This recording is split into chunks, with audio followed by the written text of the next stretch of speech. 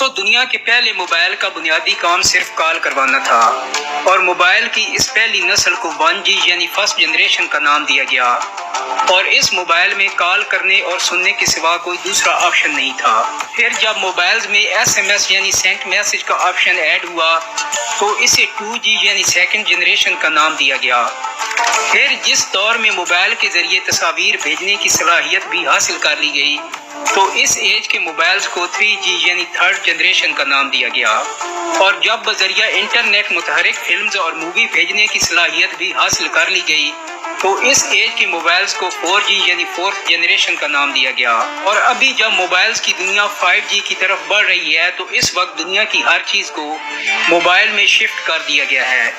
آج دنیا کا شاید ہی کوئی ایسا کام ہوگا جو موبائل سے نہ لیا جا رہا ہو، مگر حیرت ہے کہ اتنی ترقی کرنے اور نت نئے مراحل سے گزرنے کے باوجود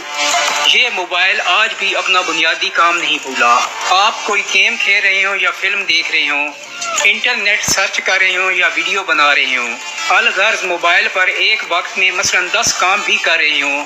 لیکن جیسے ہی کوئی کال آئے گی موبائل فوراً سے پہلے سب کچھ چھوڑ کر آپ کو بتاتا ہے کہ کال آ رہی ہے، یہ سن لیں، اور وہ اپنے اصل اور بنیادی کام کی خاطر باقی سارے کام ایک دم روک لیتا ہے۔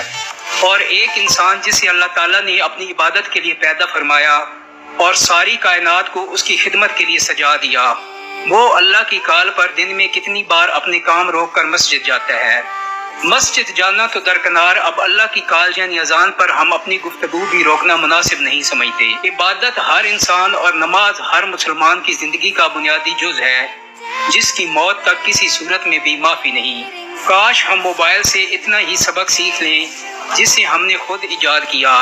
اور ایک لمحہ بھی خود سے جدا نہیں کرتے کہ دنیا کے سب ہی کام کرو مگر اپنی پیدائش کا بنیادی مقصد اللہ کی عبادت کبھی نہ بھولو۔ اذان ہوتے ہی سب کچھ روک کر مسجد چلو اور اللہ کی کال پر لبیک کہو۔